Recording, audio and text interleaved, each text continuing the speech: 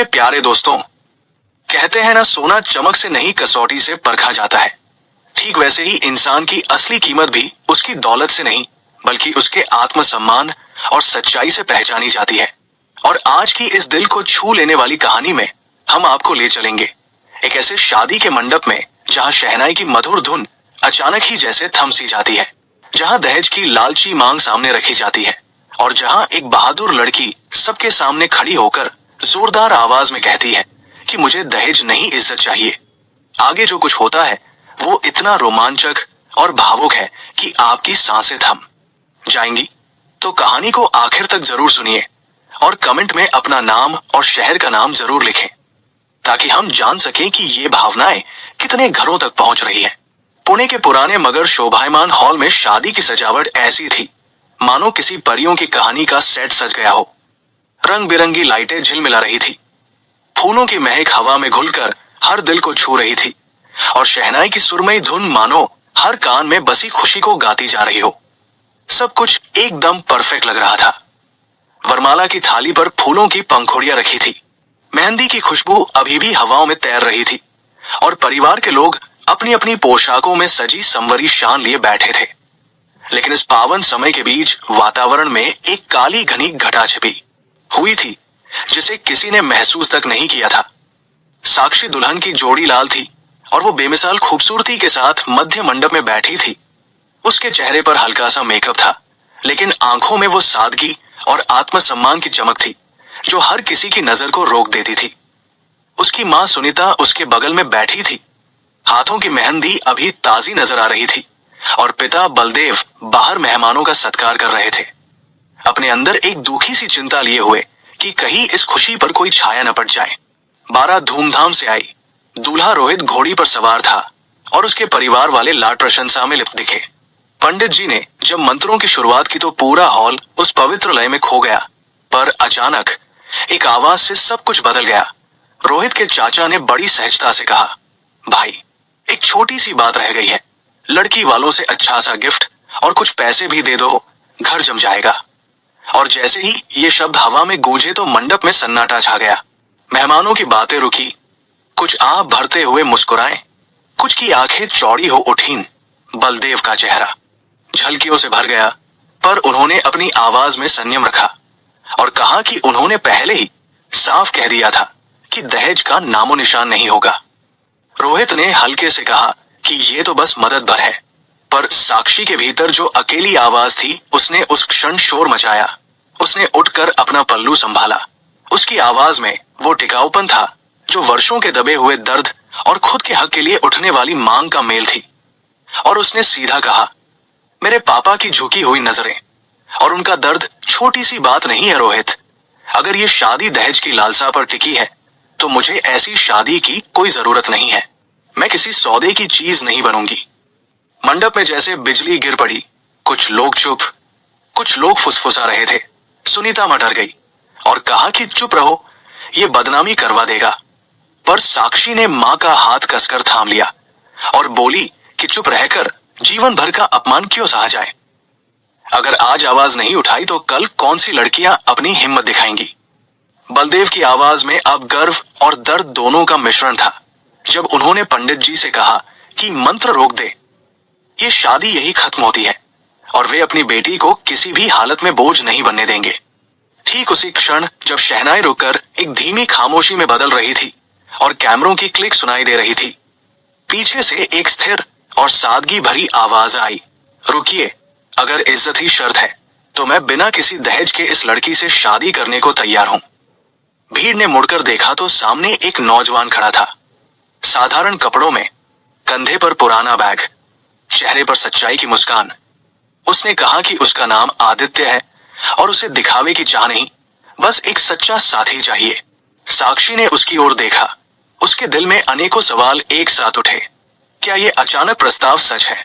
क्या ये आदमी केवल तथाकथित बहादुरी दिखा रहा है या उसके शब्दों में सच है? और जब आदित्य ने कहा कि वो कल सुबह साक्षी के परिवार को अपने घर ले जाएगा ताकि सब कुछ साफ साफ देखा जा सके, तब साक्षी के मन में हल्की सी शांति उतरती दिखी, पर साथ ही एक गहरी बेचैनी भी कि क्या सही निर्णय यही होगा। मंडप से बाहर निकलते हुए साक्षी का कदम धीमा था। उसके हाथ में माम पापा का हाथ था। भीड़ में फुसफुसाहटें तेज थी और हवा में उमड़ते सवालों की गूंज थी। क्या आत्मसम्मान चुनना आसान होगा या ये नई राह अनेकों कठिनाइयों और तानों से भरी होगी? साक्षी ने गहरी सांस ली और अपनी आखिरी नजर मंडप की ओर डाली। वही कहानी का पहला अध्याय यही खत्म होता है, पर असली लड़ाई अभी बाकी है। क्या साक्षी वही कदम उठाएगी जो उसने उठाया, या समाज की चुनौतियां उसे मोड़ देंगी? मंडप से बाहर निकलते हुए साक्षी का दिल तेज तेज धड़क रहा था, जैसे हर कदम के साथ एक नई राह उसकी आंखों के सामने खुल रही हो। लेकिन उस राह पर अंधेरा भी उतना ही गहरा था। भीड़ के कानाफूसियों की आवाजें हवा में तैर रही थी। लड़की तो बहादुर निकली, लेकिन क्या यह फैसला सही होगा? अरे भाई, मंडप में शादी तोड़ना आसान है, पर जिंदगी चलाना मुश्किल है। ये बातें साक्षी के कानों तक पहुंच रही थी, पर उसके भीतर की आवाज साफ थी। मैं अपमान सहकर जीवन नहीं जी सकती। धर्मपाल जी का चेहरा थका हुआ लग रहा था। वर्षों की मेहनत से इकट्ठा की हुई इज्जत, समाज का डर और बेटी की हिम्मत सब मिलकर एक तूफान बन गए थे। सुनीता मां रो रही थी, बार बार कह रही थी, बिटिया, लोग ताने मारेंगे, रिश्तेदार उंगली उठाएंगे, हमारी बदनामी होगी। लेकिन साक्षी ने मां का आंसू पोंछते हुए कहा, मां, अगर आज मैंने चुप्पी साध ली तो ये जंजीरें कभी नहीं टूटेंगी। मैं चाहती हूं कि आने वाली बेटियां हिम्मत करें, और ये तभी होगा जब मैं आज पीछे न हटूं। तभी पीछे से आदित्य धीरे धीरे आगे आया। उसकी चाल में कोई बनावटीपन नहीं था, आंखों में स्थिरता थी। उसने हाथ जोड़कर धर्मपाल जी से कहा, अंकल जी, मैं जानता हूं कि आप लोग बहुत आहत हैं, लेकिन मैं जो कह रहा हूं दिल से कह रहा हूं। मैं प्राइवेट कॉलेज में लाइब्रेरियन असिस्टेंट हूं। ज्यादा कमाई नहीं करता, घर छोटा है, माँ बाप बुजुर्ग हैं, लेकिन एक बात साफ है, मैं कभी दहेज नहीं मांगूंगा और ना अपनी पत्नी को किसी सौदे की तरह देखूंगा। मुझे सिर्फ बराबरी का साथी चाहिए। धर्मपाल जी ने हैरानी से उसकी ओर देखा। सुनीता मां ने तुरंत सवाल दाग दिया, बेटा, तुम तो लड़की को जानते तक नहीं, फिर अचानक ये फैसला क्यों?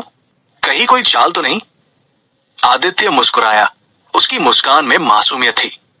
बोला, आंटी जी, मैं साक्षी को पहले नहीं जानता, लेकिन मैंने अभी देखा कि कैसे इसने पूरे समाज के सामने अपनी इज्जत और पिता के सम्मान के लिए आवाज उठाई। यही तो असली गुण है। रुपया पैसा तो कभी भी खत्म हो सकता है, पर हिम्मत और सच्चाई, ये तो उम्र भर साथ रहती है। ऐसी साथी अगर मेरी जिंदगी में आए तो मैं खुद को खुशकिस्मत मानूंगा। साक्षी चुपचाप उसकी बातें सुन रही थी। उसके दिल में ढेरों सवाल उमड़ रहे थे। क्या यह सचमुच मेरी किस्मत है? क्या मैं इस लड़के पर भरोसा कर सकती हूँ? क्या यह सब अचानक लिया फैसला मेरी पूरी जिंदगी का भविष्य तय कर देगा? उसकी आंखें आकाश की गहराई खोजने लगी। धर्मपाल जी ने गहरी सांस लेते हुए कहा, बेटा, हमें सोचने का समय चाहिए। जिंदगी कोई मजाक नहीं है। कल सुबह हम तुम्हारे घर आएंगे, सब देखेंगे, समझेंगे, फिर फैसला करेंगे। आदित्य ने सिर झुकाकर कहा, बिल्कुल अंकल जी, कोई जल्दी नहीं, बस साफ साफ देख लीजिए। मेरा घर छोटा है, लेकिन दिल बड़ा है। उस रात का हर पल साक्षी के लिए किसी युद्ध से कम नहीं था। बाहर चांदनी फैल रही थी, लेकिन उसके भीतर सवालों का अंधेरा था। वो सोचती रही, क्या मैंने सही किया? क्या कल सुबह जब मैं आदित्य का घर देखूंगी तो वहां मुझे अपनापन मिलेगा, या कोई और सच सामने आएगा? अगर ये लड़का भी छलावा निकला तो मेरी जिंदगी हमेशा के लिए टूट जाएगी। धीरे धीरे रात गुजर गई। सुबह की हल्की किरणों ने खिड़की से झांकना शुरू किया। साक्षी, उसके पापा धर्मपाल और मां सुनीता ने एक दूसरे को देखा। बिना कुछ बोले समझ लिया कि आज का दिन उनके जीवन का सबसे बड़ा मोड़ होगा। आदित्य दरवाजे पर इंतजार कर रहा था। साक्षी ने गहरी सांस ली और मन ही मन कहा, अब सच सामने आएगा। सुबह की हल्की धूप शहर की गलियों में फैल रही थी। साक्षी का दिल अब भी बेचैनी से धड़क रहा था, जैसे हर सांस के साथ कोई अनजान डर उसके सीने पर बैठा हो। धर्मपाल जी और सुनीता उसके साथ खड़े थे। उनके चेहरे पर चिंता और उम्मीद दोनों का मिश्रण था। आदित्य बाहर दरवाजे पर इंतजार कर रहा था। उसकी आंखों में स्थिरता थी। उसने मुस्कुराते हुए कहा, चलिए अंकल, आंटी, मैं आपको अपने घर ले चलता हूं। आप खुद सब देख लीजिए, फिर मन से फैसला लीजिए। तीनों धीरे धीरे उसके साथ चल पड़े। कारों और शोरगुल से भरी सड़कें पीछे छूटती गई और आगे एक संकरी गली में वे पहुंचे। गलियों की दीवारें पुरानी थी, कहीं पेंट उखड़ा हुआ, कहीं छोटे छोटे दरवाजे। बच्चों की खिलखिलाहट से भरी सड़कों पर पतंगों की डोर उलझी हुई पड़ी थी। वहां कोई दिखावा नहीं था, न चमक दमक, बस साधारण और सच्चा जीवन। आदित्य ने एक छोटे से नीले रंग के दरवाजे को खोला और बोला, आइए, यही है मेरा घर। सामने एक छोटा सा आंगन था, जिसमें एक पुरानी चारपाई पड़ी थी। किनारे पर मिट्टी का गमला रखा था, जिसमें तुलसी का पौधा लहरा रहा था। छत पर टंकी रखी थी और दीवारों पर सालों की थकान साफ झलक रही थी। भीतर जाते ही साक्षी की नजर एक बुजुर्ग महिला पर पड़ी। वो सफेद सूती साड़ी में थी, चेहरे पर झुर्रियां थी, लेकिन आंखों में ममता ऐसी कि देखते ही कोई अपनापन महसूस करे। आदित्य ने मुस्कुराते हुए कहा, ये मेरी मां है, सरोजा देवी। सरोजा ने आगे बढ़कर साक्षी का हाथ थामा और धीरे से बोली, बिटिया, हमारे पास दौलत तो नहीं है, लेकिन प्यार इतना है कि तुम्हें कभी बहू नहीं, बेटी ही समझेंगे। उनकी बात सुनकर सुनीता मां की आंखें भर आई। उन्होंने सोचा, ये घर छोटा जरूर है, लेकिन इस औरत के दिल में इतनी जगह है कि हर दर्द को संभालेगी। साक्षी की नजर कमरे पर पड़ी। वहां एक पुरानी अलमारी थी, जिसमें कपड़े सलीके से रखे थे। कोने में एक छोटी सी मेज थी, जिस पर किताबों का ढेर लगा हुआ था। दीवार पर भगवान गणेश की तस्वीर टंगी थी, जिसके सामने जलती अगरबत्ती की खुशबू कमरे में फैल रही थी। कमरे में कोई महंगी सजावट नहीं थी, लेकिन साफ सफाई और सादगी ऐसी थी जिसने साक्षी के दिल को छू लिया। धर्मपाल जी ने चारों ओर नजर दौड़ाई, गहरी सांस ली और बोले, बेटा, भौतिक सुख तो कम है, लेकिन तुम्हारे घर में ईमानदारी और मेहनत की खुशबू है। यही असली अमीरी है।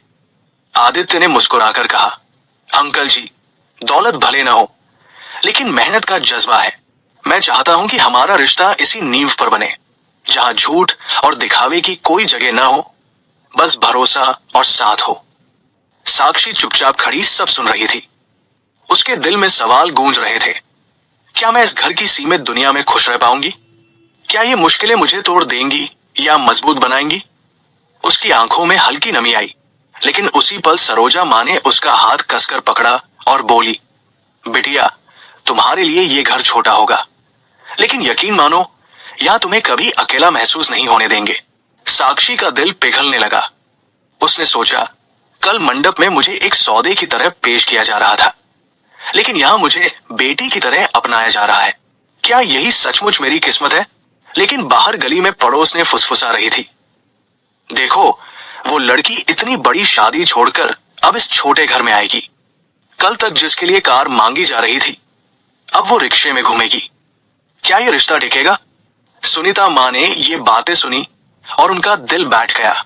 उन्होंने साक्षी की ओर देखा और कहा, बिटिया, समाज ताने मारेगा, लोग हंसेंगे, हमें सोच समझकर फैसला लेना होगा।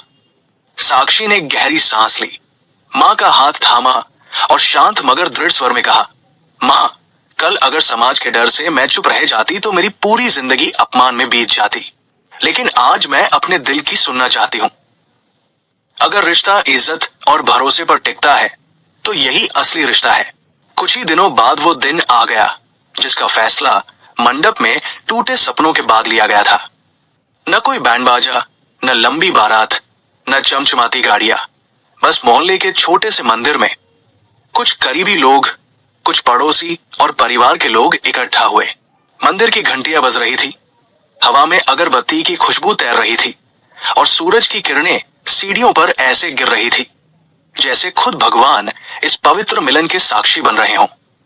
साक्षी साधारण लाल साड़ी में बैठी थी, माथे पर हल्का सा सिंदूर, गले में फूलों की छोटी सी माला, आंखों में हल्की घबराहट, लेकिन आत्मसम्मान और उम्मीद की चमक भी साथ थी। उसके सामने आदित्य सफेद कुर्ता पायजामा पहने खड़ा था। चेहरे पर सच्ची शांति थी, जैसे उसे कोई चिंता ही न हो, बस इस पल की पवित्रता पर पूरा भरोसा हो। पंडित जी ने मंत्रों का उच्चारण शुरू किया। धूप की खुशबू और शंख की आवाज वातावरण को पवित्र बना रही थी। धर्मपाल जी और सुनीता मंदिर के कोने में बैठे थे। आंखों से आंसू बह रहे थे, लेकिन ये आंसू दुख के नहीं थे, बल्कि राहत और गर्व के थे। उनकी बेटी ने वो कदम उठाया था जो बहुत कम लड़कियां उठा पाती हैं। मोहल्ले की औरतें भी देखने आ गई। कोई धीरे से कह रही थी, इतनी बड़ी शादी छोड़कर अब इस छोटे मंदिर में शादी कर रही है, पागल लड़की है। कोई हंसते हुए बोला, कार और बंगलों की जगह रिक्शा और किराए का मकान मिलेगा, देखना कितने दिन टिकेगा। लेकिन वही एक बूढ़े बाबा ने सिर हिलाते हुए कहा, आजकल दिखावे में सब कुछ बिकता है, लेकिन इस लड़की ने हिम्मत दिखाई है, यही असली मिसाल है। 7 फेरे पूरे हुए। आदित्य ने साक्षी की मांग में सिंदूर भरा और फूलों की माला पहनाई। मंदिर की घंटियां जोर से बज उठीं, जैसे स्वर्ग से आशीर्वाद बरस रहा हो। उसी पल आदित्य ने साक्षी की मां की ओर हाथ जोड़कर कहा, आंटी जी, आज से आपकी बेटी मेरी जिम्मेदारी है। मैं वादा करता हूं कि उसे कभी अकेला महसूस नहीं होने दूंगा, चाहे जिंदगी कैसी भी हो। सुनीता मां की आंखों से आंसू झरते रहे। उन्होंने बेटे की तरह आदित्य का माथा छुआ और कहा, बेटा, तूने हमें बदनामी से बचाकर नया जीवन दिया है। भगवान तुम्हें हर सुख दे। धर्मपाल जी ने आदित्य के कंधे पर हाथ रखा। उनकी आवाज भर आई थी, लेकिन शब्द साफ थे। बेटा, दहेज तो हम कभी नहीं देंगे, लेकिन अपनी सारी दुआएं और आशीर्वाद तुझे देंगे। बस मेरी बेटी को खुश रखना। साक्षी ने पहली बार आदित्य की ओर मुस्कुराकर देखा। उसके दिल ने फुसफुसाया, ये शादी महंगे गहनों और कारों से नहीं, बल्कि इज्जत और भरोसे की नींव पर बनी है। मंदिर के बाहर फूलों की पंखुड़ियां उड़ रही थी। समाज चाहे जो ताने मार रहा था, लेकिन उस पल साक्षी को लगा कि उसने जिंदगी का सबसे सही फैसला लिया है।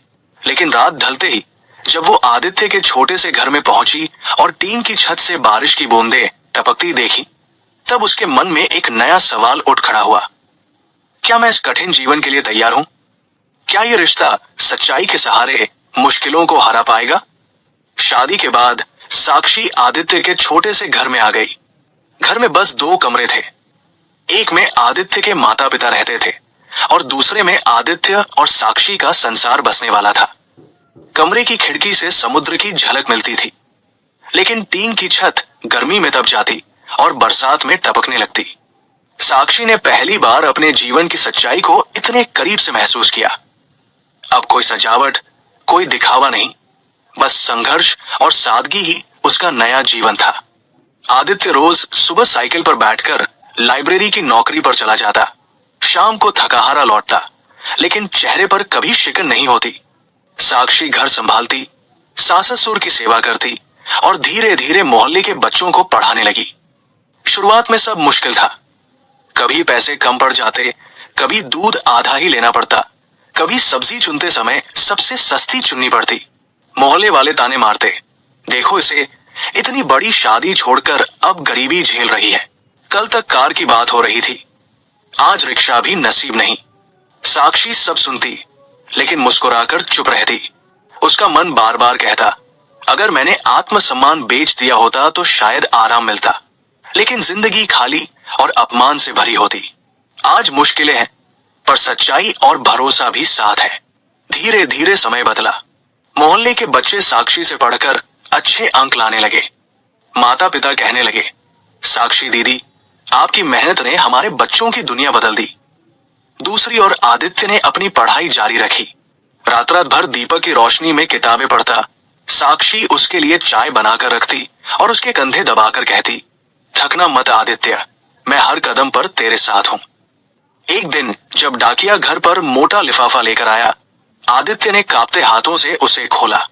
कुछ पल तक चुप रहा, फिर अचानक खुशी से चिल्लाया, साक्षी, मैं पास हो गया, मुझे सरकारी नौकरी मिल गई, मैं अफसर बन गया। साक्षी की आंखों से आंसू झर पड़े।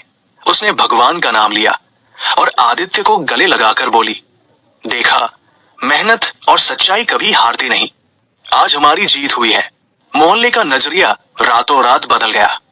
वही लोग जो ताने मारते थे, अब घर के बाहर आकर कहने लगे, बेटी, हमें माफ कर दो, हम गलत थे, तुम्हारा फैसला ही सही था। अखबारों में खबर छपी, बिना दहेज की शादी, संघर्ष से सफलता की मिसाल। धर्मपाल जी जब बाजार जाते तो लोग सलाम करते। देखिए, यही है उस बहादुर लड़की के पिताजी जिसने मंडप में दहेज को ठुकराया था। सुनीता मां की आंखों में चमक थी। उनका डर अब गर्व में बदल गया था। एक शाम जब आदित्य अपनी अफसर वाली यूनिफॉर्म पहनकर घर आया, साक्षी दरवाजे पर खड़ी थी। दोनों ने एक दूसरे की आंखों में देखा और मुस्कुराए। आदित्य ने कहा, याद है साक्षी, उस दिन मंडप में सबने कहा था ये शादी टूट गई। आज वही लोग हमारी कहानी सुनाकर अपनी बेटियों को हिम्मत देना चाहते हैं। साक्षी ने आसमान की ओर देखा। सितारों की चमक में उसकी आंखों की नमी घुल गई। उसने मन ही मन कहा, शादी का असली आधार दहेज नहीं, बल्कि भरोसा और आत्मसम्मान है। यही असली अमीरी है। लेकिन अब सवाल आपके लिए है, अगर आपकी बेटी, बहन या खुद आप ऐसी स्थिति में हो, मंडप के बीच दहेज की मांग रख दी जाए, तो क्या आप साक्षी की तरह हिम्मत से खड़े होकर शादी तोड़ देंगे या समाज के डर से झुक जाएंगे? क्योंकि आपके शब्द किसी और की जिंदगी बदल सकते हैं, किसी और को हिम्मत दे सकते हैं। अगर ये कहानी आपके दिल तक पहुंची हो तो वीडियो को लाइक करें, सब्सक्राइब करें और इसे अपने दोस्तों तक और शेयर करें। मिलते हैं एक नई सच्ची भावुक कहानी के साथ। तब तक अपनों का ख्याल रखें, रिश्तों की कीमत समझें। आप सभी का बहुत बहुत धन्यवाद। जय हिंद, जय भारत।